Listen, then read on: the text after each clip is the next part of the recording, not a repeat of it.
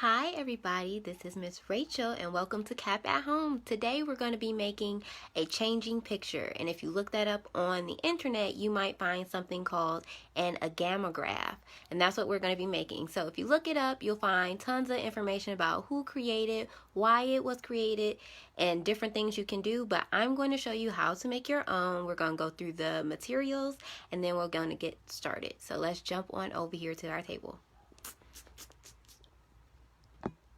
So this is an example of an Agamograph. It is a folded sheet of paper and it has two images on it, and when you angle it in different ways you can see one of the full images. So I'll show you what I mean. So this way when you angle it you have a burger, and then this way when you angle it you have a breakfast plate. So I think it's a pretty cool, nifty little project, and these are the things that you need to make it. You'll need some pictures that are the same size. These are the ones I'm going to be working with. One is an elephant, and the other one is this really pretty picture of a girl wrapped in like some blue fabric. I think having images that are very different makes this, just gives it a little more pop.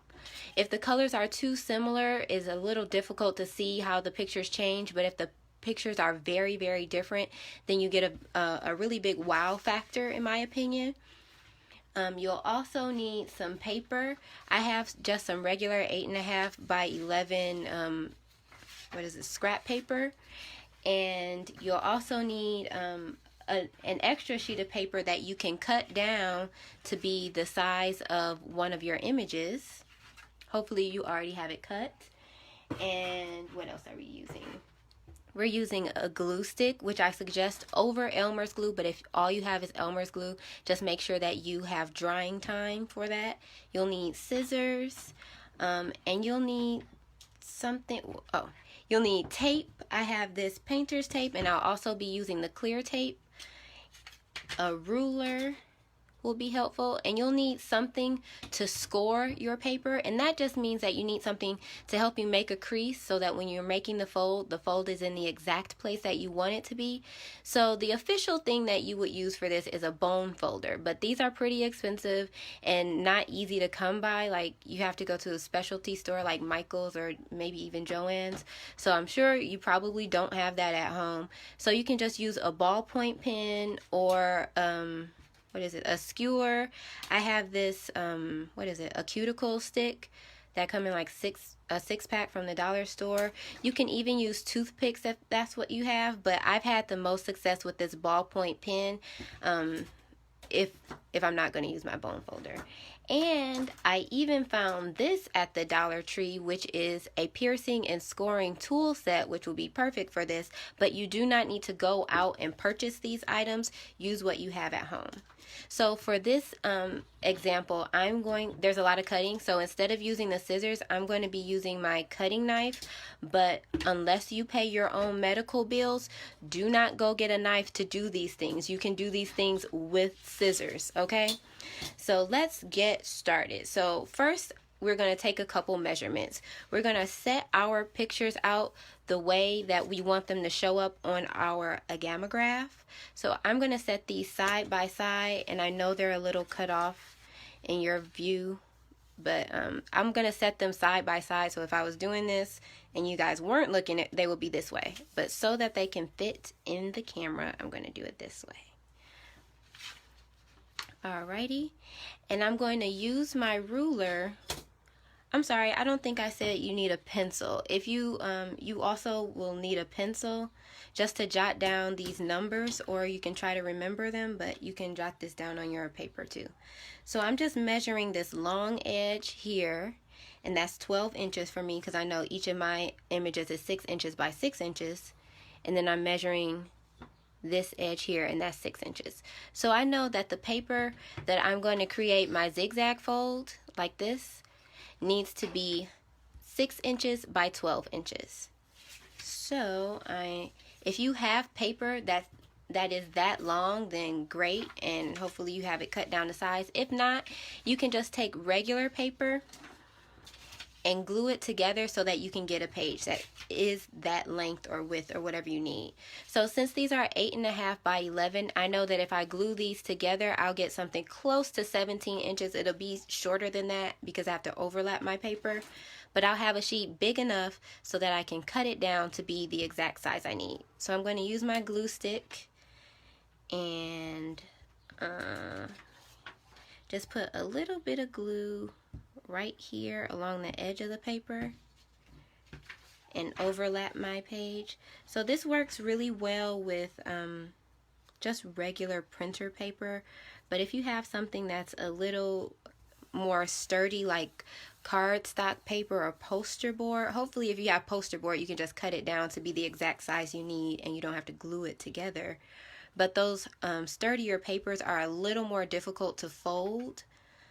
So if you don't have anything large enough, I would suggest using the copier paper and gluing it together, because in later steps it's going to be easier to work with. So now that you have this larger sheet of paper, you're going to measure it and cut it down to the size you need. I said I needed 6 by 12 inch paper, so I'm going to use my ruler to measure 6 inches from the bottom here. Let me move that into frame. So I'm lining up the 6 with the bottom of the page, and then I'm going to make a mark at the top of my ruler on my paper to mark out 6 inches. And if you have a pencil, go ahead and use a pencil at this point, but I think you can see the pen a little bit better on camera, so that's why I'm using the pen. And then on the other edge of my paper, I'm going to do the same thing. Line up the 6 on the ruler with the corner of the paper and then make a mark right at the top, so I know that this space to the bottom is 6 inches. Let me just snatch this charger out of the way. Cool. So if you notice, my ruler isn't long enough to go from one edge to the other. So on this edge, on these edges that I glued together, I'm going to make another mark. I'm going to line up the 6 inch mark with the bottom of the paper and then make my mark at the top of the page. That way I can just match up this mark and then move my ruler down once I have those matched up and I draw a line. Now I'll match up that mark and the other mark, so I have a full line across my paper where I can just cut my paper down. So you don't need like a really long ruler, you can make it work. But because I told you I'm going to use my cutting tool, I will be using a really long ruler to cut this. So at this point you can use your scissors to cut your paper. And you're going to just cut that off. And you don't need the extra piece of paper, so I would suggest you go ahead and throw that away in your trash can that hopefully you have nearby. Mine is right over here as usual. So now this is 6 inches tall, but it's not 12 inches wide like I needed. So I'm going to just use my ruler again, do my measuring technique. Make sure I turn this so you can see it. And my ruler is 12 inches.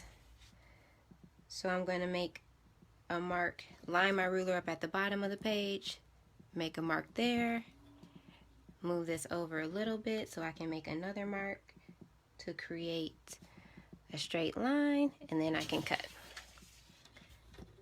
Line those two marks up together. You'll draw your line here, and then you'll cut using your scissors. Okay?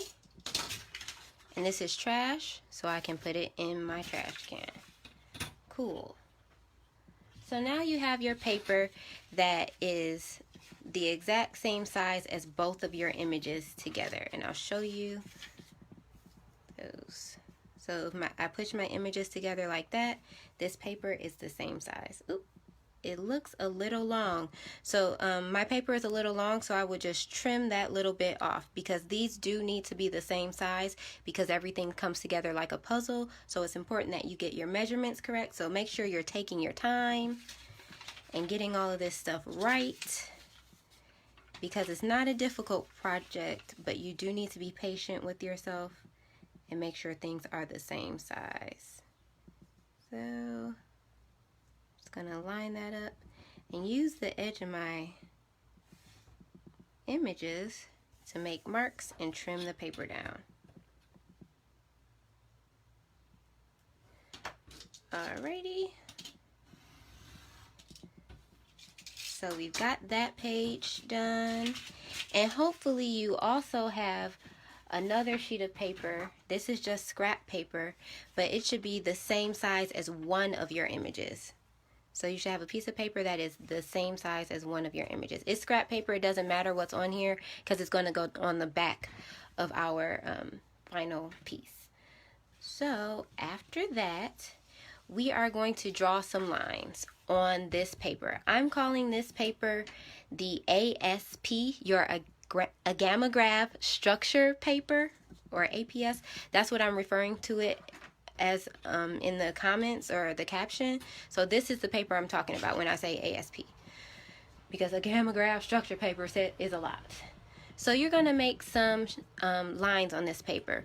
We're going to use our ruler to divide this page up by 1-inch sections. So line your ruler up, make sure the markings are at the edge of the paper, and you're going to do what we just did and make marks at 1-inch sections. And then you're going to do the same thing on the bottom and then connect the lines or connect the marks to make lines. But since that takes a long time, I have prepared a sheet that has it already completed. So once you've drawn your lines out and made all of your sections, you need to label them. For mine, and this has blue ink all over it, so if you're using ballpoint pen, just be aware that you'll have ink all over your hands and all over everything else. So make sure you are able to wash your hands without touching a bunch of stuff. But back to this paper. We have our sections divided up. These are 1-inch sections. I just drew my marks here and then connected the lines. And now you want to go ahead and label each section. And every other section is going to have a letter label. And for mine, I did A for every other section. And that's what I have at the top there. And then for the sections that I have open after I finish labeling them all A, I go back and I put a B. So you'll have A sections and B sections. And the A and B sections represent the strips that you're going to cut your pictures into. So after you label them all A and B, you're going to go back and add numbers. So you're going to have A1, A2, A3, and then all the way to the end, and do the same thing for B. So I'm going to come up a little closer. So for mine, I've even gone as far as to put top and bottom on here, because I realized if you're using a drawing that you made and the back of your image doesn't have another picture on there to help you know where the top and where the bottom is, then labeling the top and the bottom will help you keep your strips straight. So say that 5 times fast. Strip straight. Okay, so I have A1 top and A1 bottom, B1, and just because I already wrote top there, I didn't write top next to the B1, but you get the idea. You're going to label all of your strips, and because my pictures are 6 inches by 6 inches and each section is 1 inch wide, I have 6 sections for one of my images and 6 sections for another one. So now you're going to set that to the side, and you're going to grab your little scrap sheet of paper that you have that is the same size as one of your images, and you're going to do the same thing. You're just going to make 1-inch sections and just draw lines. These sections you do not have to label with letters and numbers, because I'm going to show you how to use this at the end. So once you have your lines on your paper, you can set this to the side because this is for the end of the project. Now, we got to draw some more sections. You're going to flip your image over, and you're going to draw 1-inch sections on the back of your image. The same way that we did with this paper, you're going to do that with this one. And then I want you to remember that we flipped this over and we're working on the back. So when you're labeling your sections, A1 is going to start over here, because when I flip this over, A1 is going to go right here. And then A2 is next, A3, A4, A5, and A6. And then on here, I've also put T for top and then B for bottom, so that I know when I cut these up, I know where the top and the bottom goes, and I know exactly what section to put it in. So I did all A on one of my papers, and then all of my B sections go on this paper. So now I've done the same thing. I've started on the right side at B1 and then gone over to B6, labeled the top and labeled the bottoms. So now I'm going to cut these images up, and you can do these, you can cut this up with scissors. You will need to be very, very careful and make sure that your lines are straight. So I'm cutting mine with my little knife just because it goes by faster when I'm on camera. But like I said in the beginning, be safe. And if you don't have all the tools that you need to use this kind of tool, don't use it, because you can use scissors. If you have everything you need to use this tool, then make sure you also have a parent or somebody close by and safely use this tool. So now that I have all of these, I'm going to set them to the side, and see, they're already getting mixed up, but that's okay because they're labeled. So I'm going to cut my other one, and then I'm going to show you how to fold your structure. And it's pretty simple, but it does help to have the scoring tool if you're using something like poster board or cardstock paper that's kind of thick and a little difficult to fold. But if you're using computer paper, you may not need to do the scoring, but you will need to fold this up before you glue on your picture. So after I cut this line, I will show you what I'm talking about. Okay, and I'm going to put my A picture to the other side. Cool. So now going back to my structure, this is already folded, it's pre-folded, but what I did was I used my ruler, and along each line, I took my ballpoint pen and pressed really hard so that it creates a crease, and I can just fold this. And since I did every line like this, I can fold it forward, backwards, so that you get an accordion fold. It's important to do that beforehand, before gluing your pictures to this, because having these folds kind of helps divide your sections and make sure you place, it helps you make sure you place your images in the right places. So now that we've got that, we've used our scoring. I use this ballpoint pen. If you don't want to use a ballpoint pen, you can use the skewer. You can also try your hand at toothpicks, but I'm too heavy-handed for that. I broke some toothpicks. But use what you have, and if you want to, you can try to carefully use your scissors, line up your edge with the line that you drew, and then use your closed scissors to press down, because that will also make a crease that will make this paper easy to fold. Alrighty, so now it's time to glue our pictures in place. I am going to glue all of my A sections in place first, and then glue my B sections in place. But I have my A images off to the side, and I'm going to set them up in order so I can just go ahead and do this relatively quickly. So I would definitely suggest having your stuff in order so that you can get through this and it's not so confusing. So make sure you've taken a little time to straighten up your area if you need to. And when you're gluing stuff down, you may want to put a little paper under what you're gluing. So I have this scrap paper, And I'm just going to use my glue stick to make sure I get glue all over this image. I want to make sure I get the corners and the edges, because if those start to peel up, then I'm in trouble. And now this is A1, and I made sure I checked it. It's A1 top and A1 bottom. So I'm putting the top near the top and the bottom near the bottom. I'm being careful to line it up. So take your time when you're doing this. Okay. So now we're going to do A2. Making sure we get all of the edges and the corners.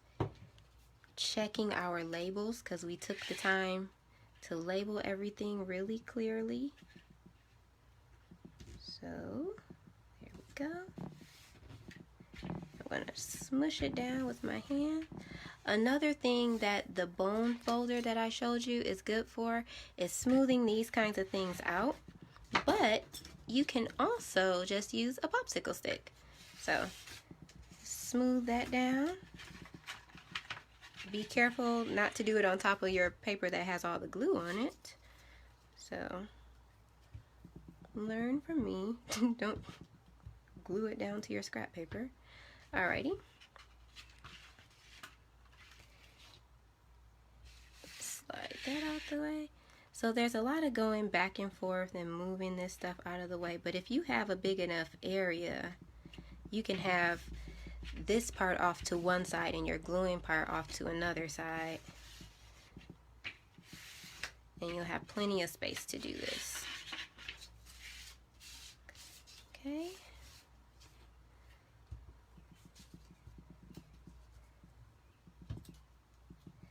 So there is another version of this project where you use 3 images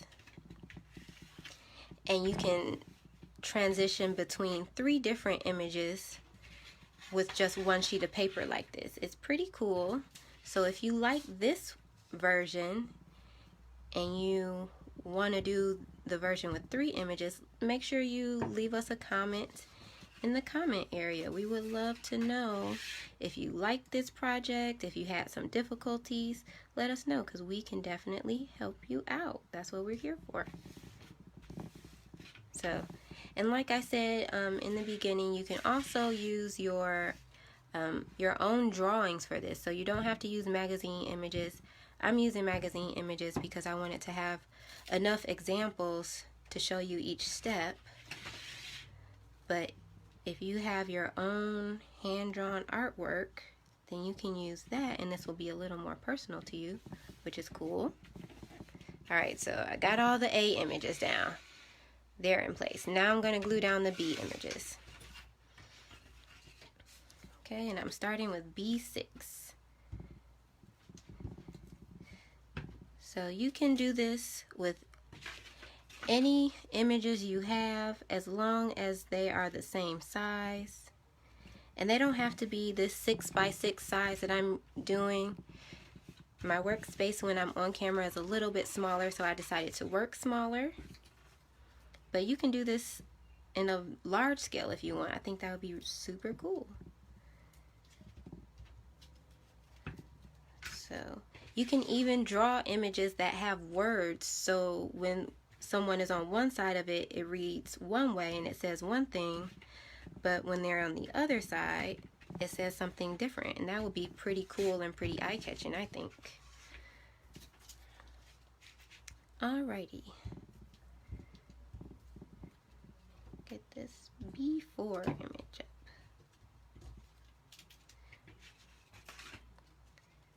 So we're almost done gluing down all of our images, and after we do this, I'm going to show you how to tape it to paper so that it keeps its accordion shape.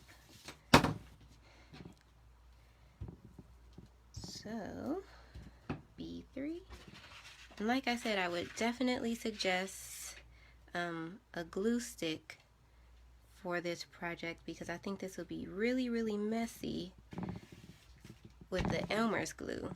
but I know Miss Ivy really loves glue dots, and if you've ever used those or if you have access to those might be really good because you don't have to wait on them drying. They won't make your paper wrinkle up the way that Elmer's glue does. And you can get them right where you want them. Alright, one more. So make sure, like I said, you're taking your time because this isn't a difficult project. You just have to be patient with yourself and give yourself time to take the measurements properly, cut everything properly. Okay? Alright, so we have all of this done.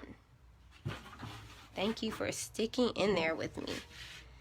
Okay, and I'm going to use my little popsicle stick to smooth stuff out.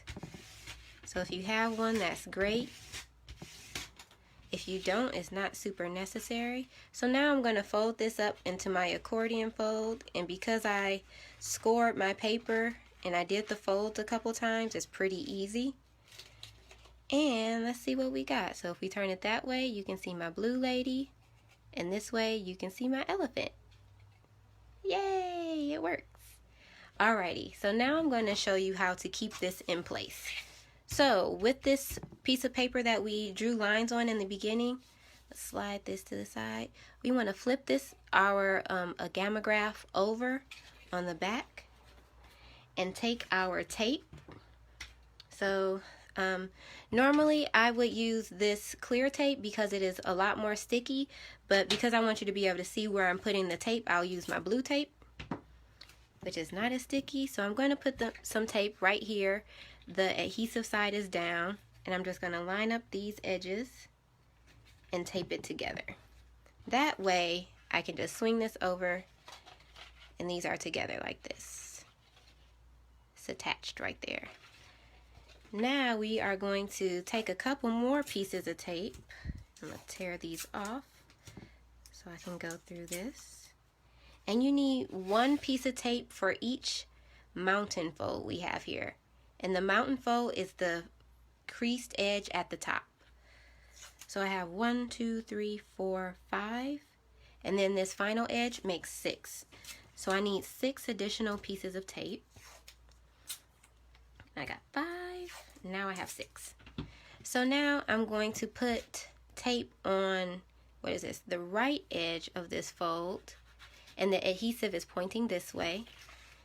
And I'm going to line up this fold with this line that I drew. And this may take some finesse. So like I said, be patient with yourself. Give yourself some time. Ask for help if you need it. So I'm going to do the same thing. I'm going to put, I've taped this edge down, and now I'm going to put tape on this mountain fold here. There, my adhesive is going that way. And I'm going to push this edge down to my line that I drew. And I'm going to continue to do the same thing for all of the other mountain folds that I have, so that they stay in place when this is a final image. Okay. So that's not directly on there, so I want to adjust it a little bit. I want to make sure it's right on my guide, because we took the time to draw these measurements out. So trust your measurements. Okay. There we go. Okay, let's see if it's lined up. Alrighty. So this last edge will be kind of tricky, because I'm going to put my tape on and the adhesive is going this way this time. But I'm going to fold it back a little bit. Fold it back like that. And try to stick it from here to here, so that all of my tape is on the inside. Okay? And you can use your fingers or your pen or something to try to stick that in there and smooth it out. There we go, kind of. But don't force it. because if you have clear tape, you can just go ahead and put clear tape on the outside. So now we have our finished Agamograph. So clap it up, give yourself a high five or round of applause because you stuck through and you finished that. So hopefully you enjoyed this. If you want to see us do the other version, I can definitely do that. Make sure you drop a comment in the comment section to let us know. We will also love to see pictures of what you did and leave a little reflection. Let us know what you liked, what you had difficulties doing, what else you might want to learn. And make sure you have liked and subscribed to our Facebook, Instagram, and YouTube to view our library of videos and for news and updates about our programs and different things that we're doing. So again, this has been Miss Rachel showing you how to make an Agamograph. And thank you for joining us today. Thanks for watching Cap at Home.